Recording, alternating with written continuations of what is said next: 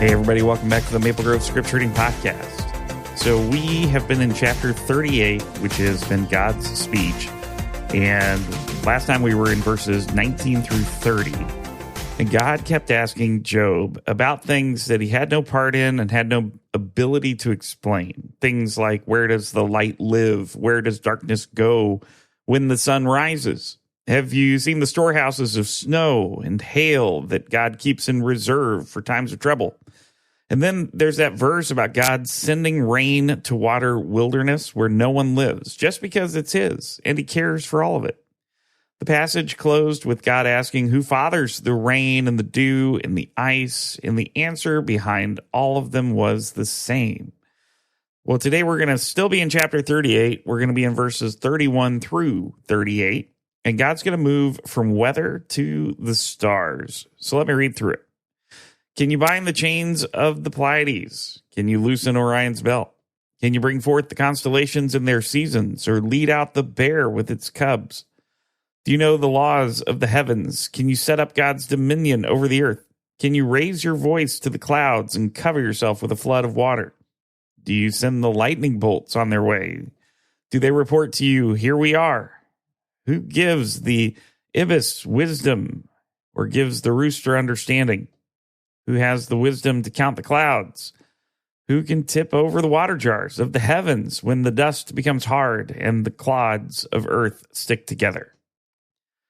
You ever noticed the moment when you can feel the seasons starting to turn?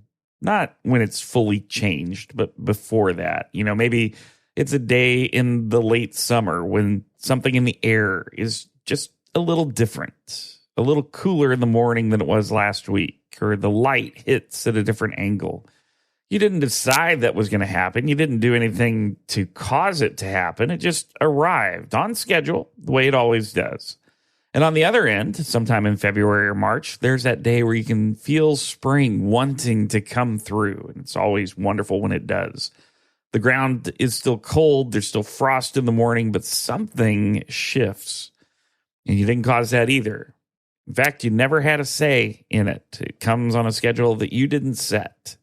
That is what God is pressing Job on in the first two verses of this passage. When he talks about the Pleiades, those are a cluster of stars that rises in spring. And for people living under an open sky in the ancient world, their appearance was the signal that the cold was breaking. Now, on the other hand, Orion is a winter constellation. It rises in November and brings with it storms and frost and cold. So the chains of the Pleiades and the belt of Orion, they're not just decorative images. They describe something real. These constellations govern the turning of the seasons. The Pleiades bound means spring held back. Orion loosed means winter released. And God asks, well, can you do that, Job? Can you hold back the spring or release the winter? Can you bring forth the constellations in their seasons? Lead out the bear across the sky?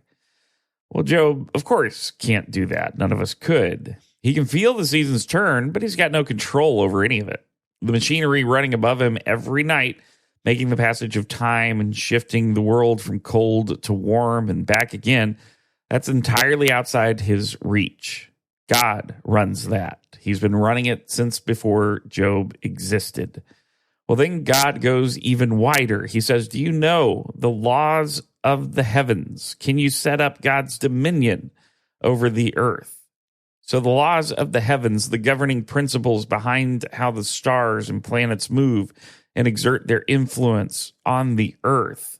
That's what he's talking about. And in Job's day, no one knew these laws. The discovery of them came thousands of years later with Copernicus and Kepler and Newton. And what's interesting is that every new discovery didn't reduce the awe. It deepened it.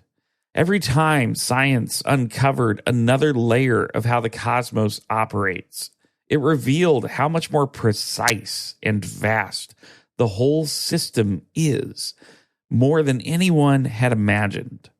The laws God set in place are by every measure staggering in their complexity and consistency.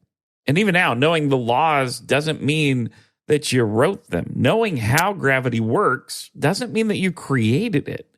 The question isn't whether we can describe these things. It's whether we established them, whether we set up the dominion of the heavens over the earth. Well, Job can't. We can't. But God did. And then there's this. Do you send the lightning bolts on their way? Do they report to you? Here we are. One of the most terrifying forces in nature is described here as a servant. The lightning goes where God sends it. And when it has done what he commanded, it reports back. Here we are. That's the language of a servant presenting himself to his master, ready for the next assignment. It's the same phrase Isaiah uses in chapter 6 of his own book. Here I am, send me. It's the same posture. The lightning does it instinctively because that's what it is. Think about what it would mean if lightning were in the hands of people. Even in the hands of decent people, the history of humanity makes it pretty clear. It's not going to end well. God keeping that particular power to himself, that is an act of mercy toward us. And the image of it reporting back to him and not crashing randomly into the earth, but going on assignment and returning is a picture of a creation that is far more ordered than it looks from where we stand in the middle of a storm. Job has been pressing the question of whether the universe is actually governed, whether there's real intention behind how things work. And God points to the lightning. Well, you think this is random? It reports to me. And then he talks about the birds. Who gives the ibis wisdom or gives the rooster understanding? So the ibis was known in the ancient world as the bird that could predict the flooding of the Nile before any human observer could detect it. Something in the ibis reads what's coming in creation before people can see it. The rooster crows before the dawn is visible. It knows the light is on its way before your eyes can confirm it. God gave those birds an attunement to the created order that humans don't have. They know things before we do. And before Job starts to feel too good about his theological arguments, God's pointing out that even the birds have been given knowledge of creation that Job lacks. Now, there's something humbling and clarifying in that. Job has spent 38 chapters, or really over the course of those 37 previous chapters, making sophisticated arguments about how the world works and how it should be managed. And God says, you know what? The rooster knows things that you don't. The ibis reads what's coming in a way that you can't. What makes you think your view of creation is the comprehensive one? Well, the passage concludes with clouds and rain.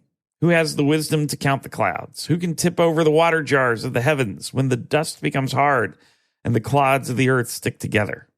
The water jars of heaven are the clouds, heavy and full, held in suspension until God decides to tip them. And the timing of that, when they pour, how much, where, is in his hands, not ours. When the land gets hard and dry and cracked and everything in it is crying out for water, well, God decides when the jars tip, and it's not on our schedule. So these questions, they've been piling up through this whole chapter. We've talked about the earth and the sea, morning, death, darkness, light, snow, hail, stars, seasons, lightning, birds, and clouds. Every single dominion of creation, and Job has zero authority over any of it. He did not build it, he does not run it, and he cannot explain most of it.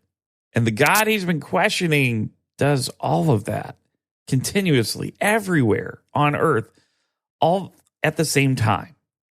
The point is not to make Job feel small just for the sake of it.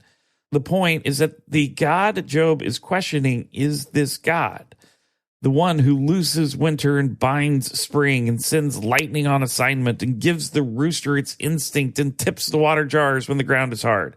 Every question in this chapter is pointing at the same thing.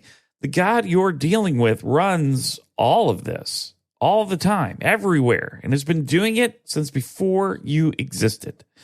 Job has been saying he wants an audience with God so he can argue his case, and God is essentially saying, well, you wanted to argue with me? Well, let's start here. Do you know the laws of the heaven? Can you lead out the bear? Does the lightning report to you? If that God says what's happening in Job's life is allowed to happen, well, it's worth at least considering that his view of the situation might be a little bit larger than Job's. So next time, we're going to finish out chapter 38 And we're going to get into chapter 39 as well. We're going to go from verses 39 to chapter 39, verse 12, where God moves from the stars to the animals. Hope you have a great day, and we'll talk again soon. God bless.